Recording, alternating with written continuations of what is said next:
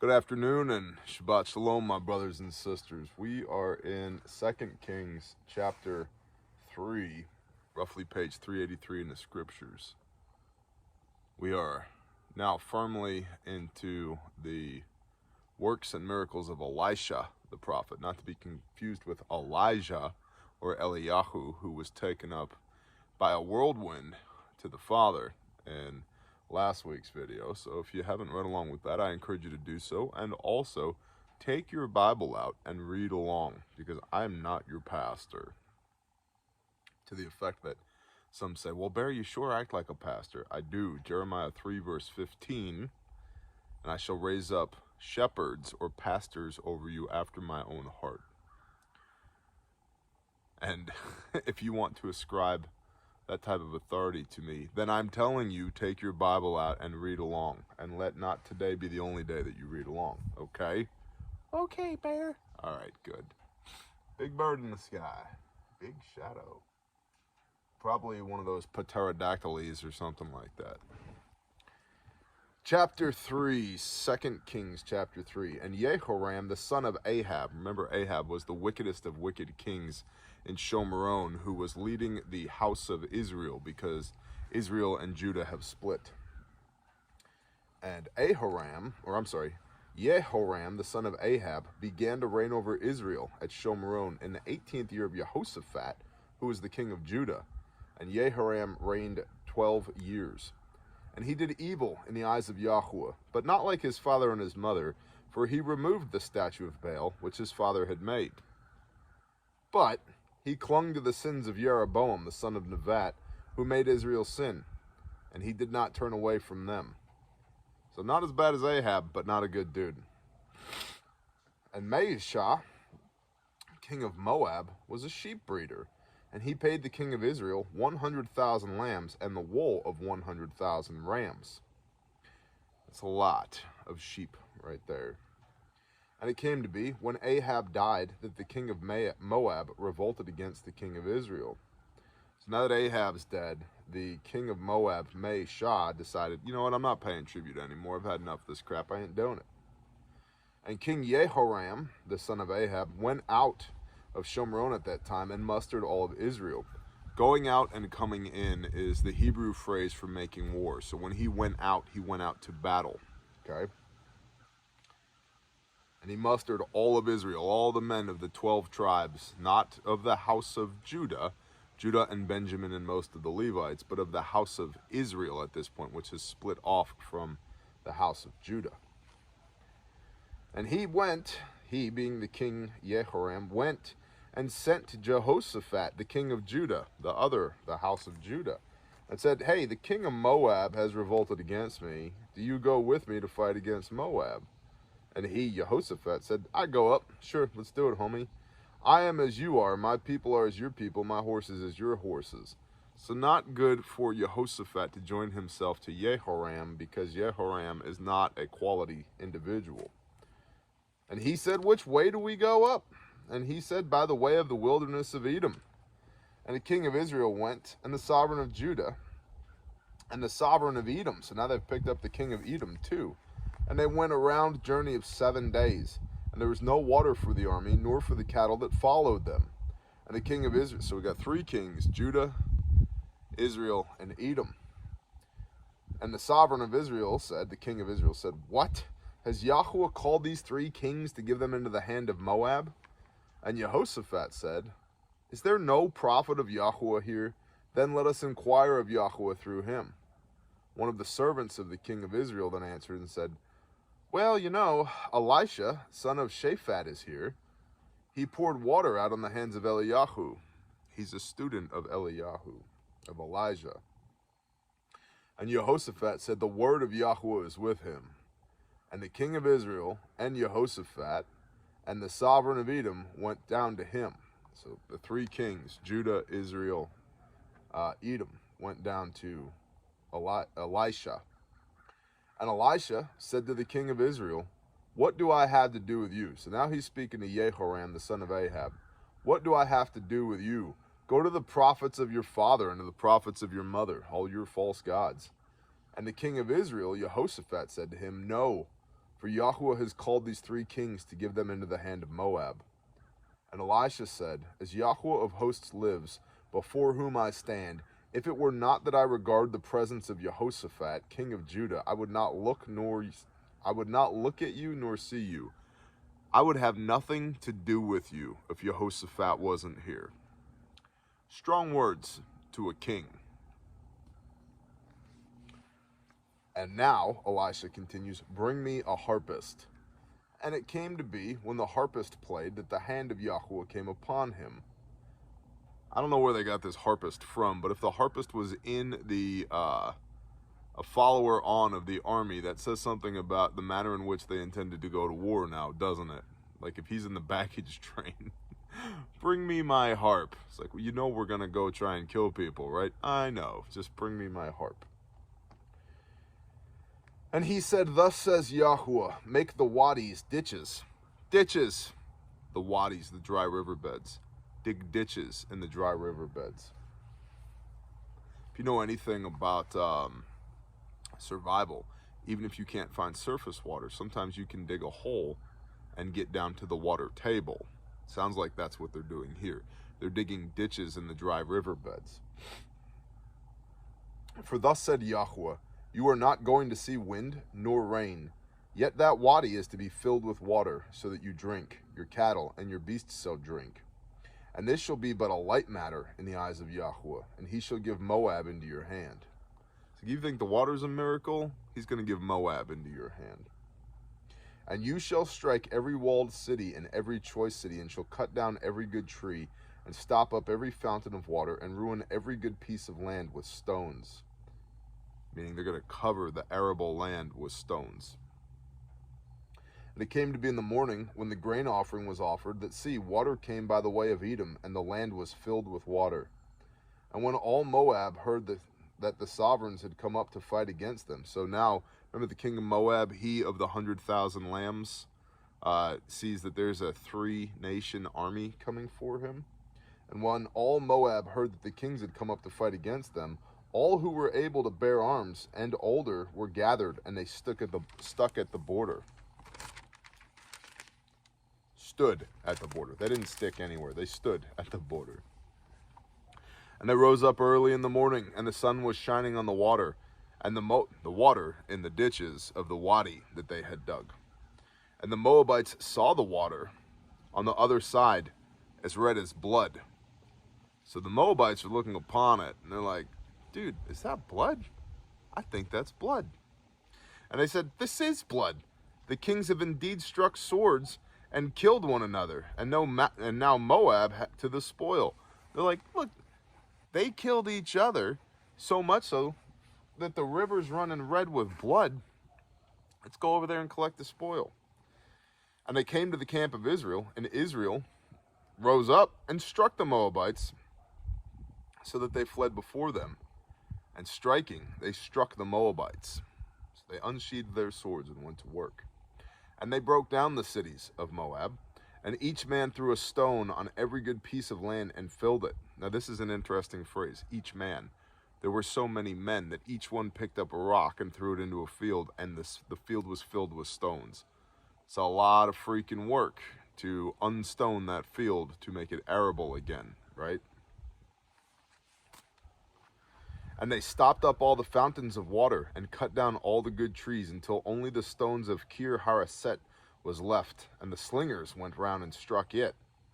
And when the king of Moab saw that the battle was too strong for him, he took with him 700 men who drew swords to break through to the sovereign of Edom, but they could not. He's like, hey, this ain't working out. Bring me 700 guys. Let's at least kill the king of Edom when we're out here. But they could not. Then took his eldest son, who would have reigned in his place, and offered him as an ascending offering, set him on fire upon the wall. Shows where the headspace of the Edomites, I'm sorry, not the Edomites, the Moabites were at. He's like, hey, this battle's not going our way. I'm going to take my son and sacrifice him by setting him on fire on the wall, so maybe our false gods will smile upon us and the flow of the battle will change. And there was great wrath against Israel, and they left him and returned to the land.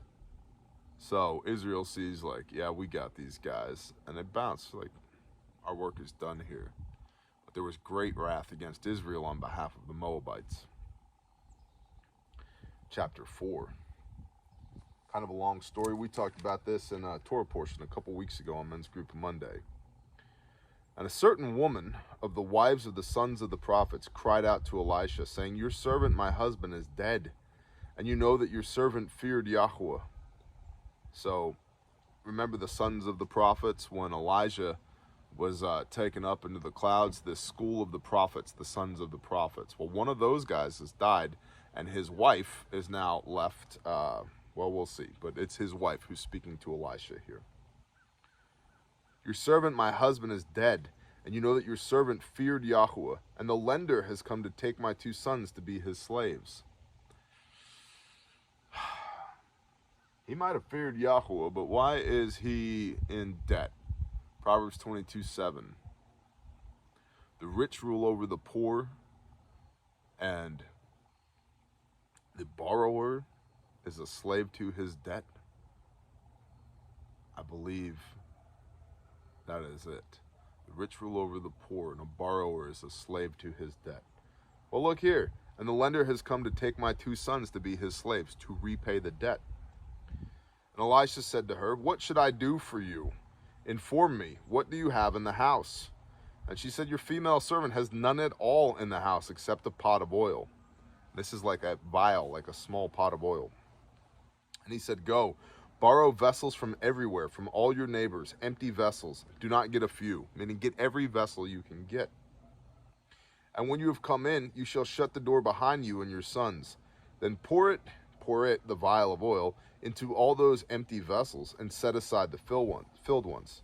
So she went from him and shut the door behind her and her sons, who brought the vessels to her, and she poured it out. And it came to be, when the vessels were filled, that she said to her son, "Bring me another vessel." But he said to her, "There's not another vessel." They filled up all the vessels they had, pouring from this little pot into all the clay jars and pots and pans they could find. And the oil ceased. So she went and informed the man of Elohim, and he said, this being Elisha, "Go, sell the oil and pay your debt, and you and your sons live on the rest." And so there was enough oil here in this miracle done by Yahweh at the hand of Elisha for this woman, the widow, forsake not the widow or the orphan of this righteous man who was of the school of the prophets, to pay off her debt and then live on the rest. There's definitely a lesson in there for us. If you're in debt and you have a windfall like this, that doesn't mean go into more debt. Pay off your debt, be done with it, and then live on the rest. "And it came to be on that day that Elisha went to Shunem, and there was a prominent woman, and she took a hold of him to eat some food. And it came to be, as often as he passed by, that he turned in there to eat some food." So as he comes and goes from Mount Carmel, which was his base of operations, when he passed through Shunem, this woman would give him some food regularly. And she said to her husband, "Look, I know that this is a set-apart man of Elohim who passes by us continuously. Please let us make a small upper room on the wall, and let us put a bed for him in there, and a table and a chair and a lampstand. And it shall be, whenever he comes to us, let him turn in there." And it came to be on a day that he came there, and he turned into the upper room and lay down there. And so they made a small apartment for Elisha in their home, so that he'd have a place to rest, a place to get a warm meal as he came and went. And he said to Gehazi, this being Elisha, he said to Gehazi, his servant, "Call this Shunammite woman." And so he called her, and she stood before him. And he said to him, to Gehazi, "Please say to her, 'Look, you have gone to all this trouble for us. What is there to be done for you? Should I speak on your behalf to the king or to the commander of the army?'" And so Elisha was somebody here, right? As we can see, he was sought out by 3 kings. He at least is on speaking terms with the generals, the commanders of the army, and the king. He wants to help this lady out because she did him a solid. She was nice to him, right? There's provision and blessing in this. And she answered and said, "I'm dwelling among my own people. I'm doing fine. I'm good." For me, that has a very strong connotation of positivity. I'm dwelling among my own people. What more could I want? I'm surrounded by everybody I love, right? And he said, what then is to be done for her? And Gehazi answered, well, she has no son, and her husband is old. And he said, call her. So he called her, and she stood in the doorway. And he said, about this appointed time, the appointed times, the feast days, the Moadim, Leviticus 23. About this appointed time, next year, you shall embrace a son. And she said, no, my master, man of Elohim, do not lie to your female servant. She can't believe it. And the woman conceived and bore a son when the appointed time had come, of which Elisha had spoken to her. It's one of the reasons the father hates all of this pagan fertility worship. Google Easter. It's a pagan fertility rite on the spring equinox. Why do you think there's bunnies and eggs?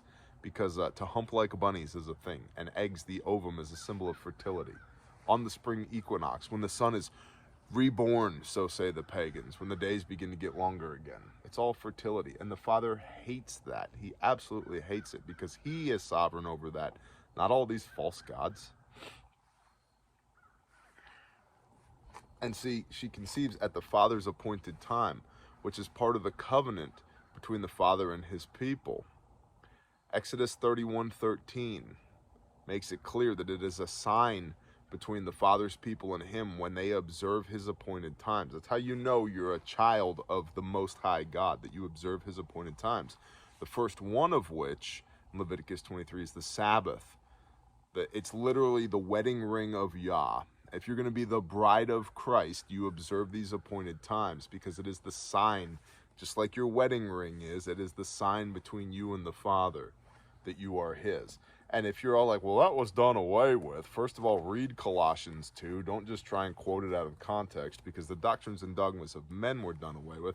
Second of all, go read Acts chapter 15, verses 15 through 19, where it says, hey, for these Gentile believers in Messiah, what should they do? And Shaul of Tarsus says, after speaking with John and Peter, he says, Jacob and Peter, James. He says, I got a plan. Here's what we're going to do. First of all, no strangulation. Second of all, no blood. Third of all, no whoring. Okay? No whoring. And lastly, no idolatry. Get rid of all that pagan crap. And then go to the temple, number 5. Go to the temple on the Sabbath and hear the words of Moses, a.k.a. the law. Go learn the law. As a Gentile believer in Messiah, go learn the Torah. Stop doing your heathenistic, Gentile, pagan bullcrap and go learn the Torah from the mouth of Moses on the Sabbath. In Acts, in the New Testament, from Peter, from James, and from Paul. I know, right? They hide that stuff right there in the Bible. It's incredible. So at the appointed time is when her fertility is restored, right?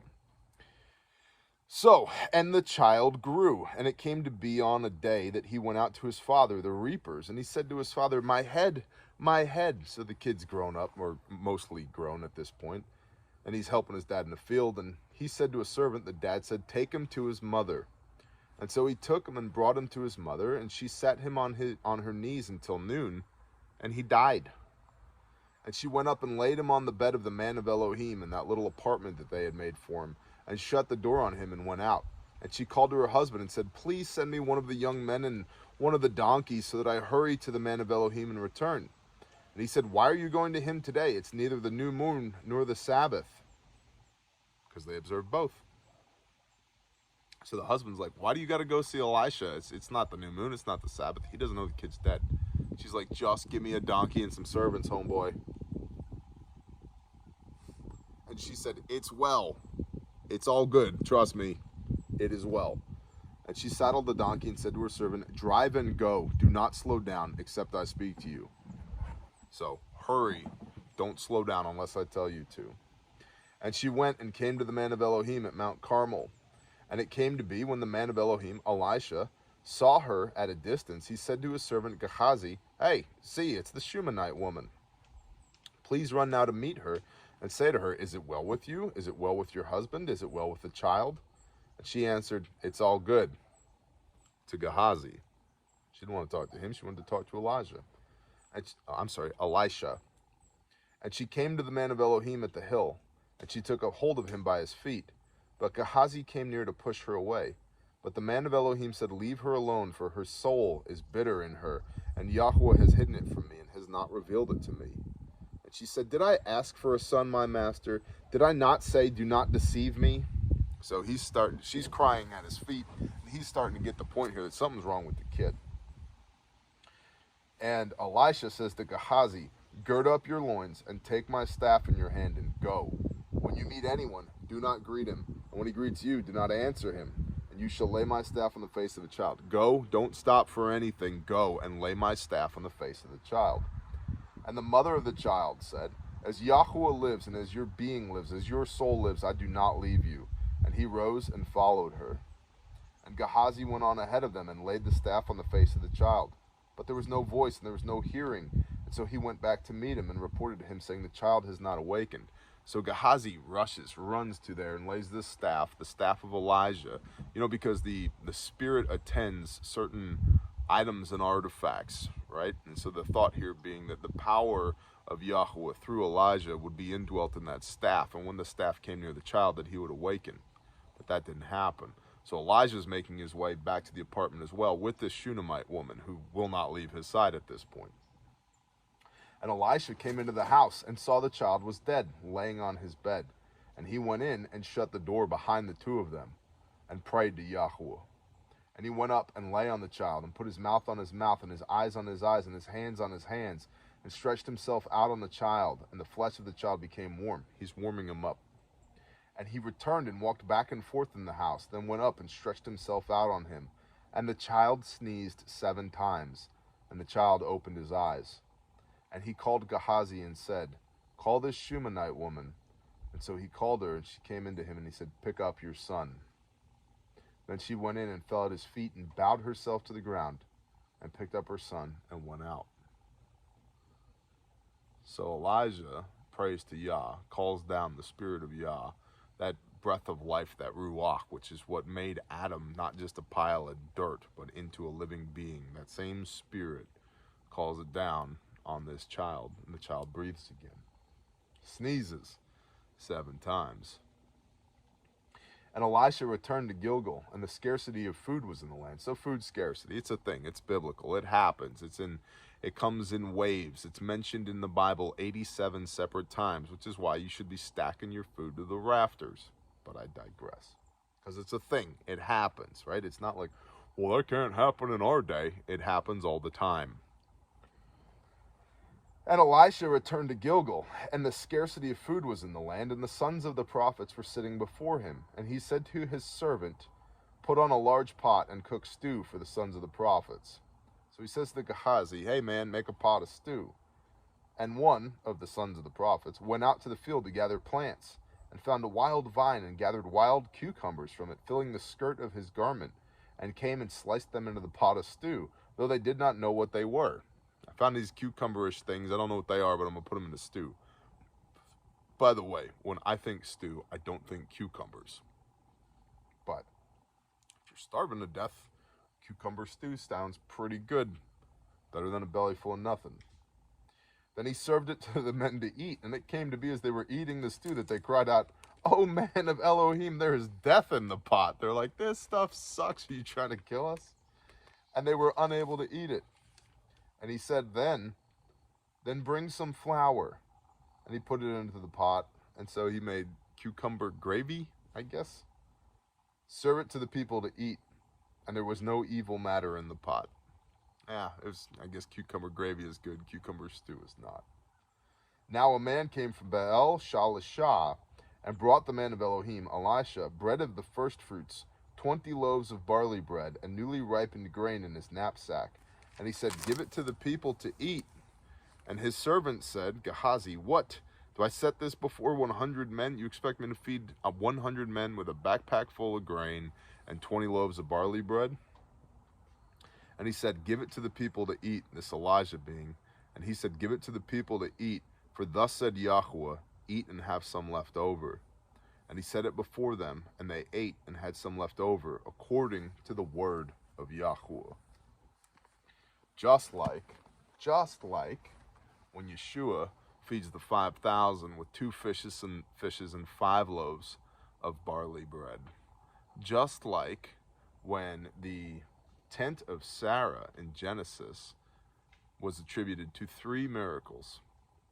Her Shabbat candle stayed lit all week. It only went out right before Erev Shabbat, right before Friday night. And she would light it again, then it would stay lit all through Shabbat and all through the following week. The cloud, the Shekinah glory of Yahweh or Elohim, descended on her tent. It was always there. She was always covered by Yah. And the dough of her bread was always blessed. It didn't matter how much bread she made. She always had enough bread for her household and to share with everybody else. See, and it's all tied together, right? The Torah, Sarah, the prophets, Elisha, and the resurrection, Yeshua. Keep your light lit. Elisha's light was lit. Sarah's light was lit. There's no denying Yeshua's light was lit, right?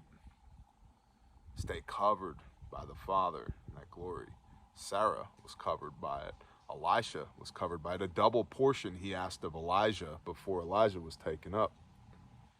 So he was a man of Elohim. He was covered by that glory.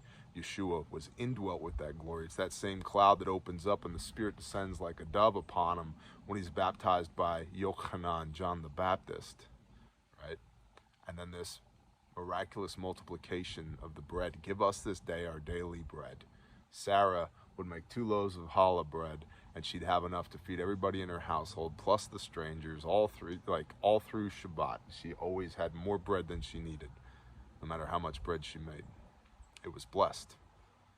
You see here, Elisha has the same gifting. Not him. He's indwelt in the same gifting from Yahweh, from the Father God, right? There's more than enough bread to go around. We're going to feed 100 men with 20 loaves of barley bread and a knapsack full of grain. There'll be leftovers, right? And then you see the same thing with Yeshua. You take what you have, you sit down, you pray thanks over it, and you start feeding, and you'll have more left over than what you started with.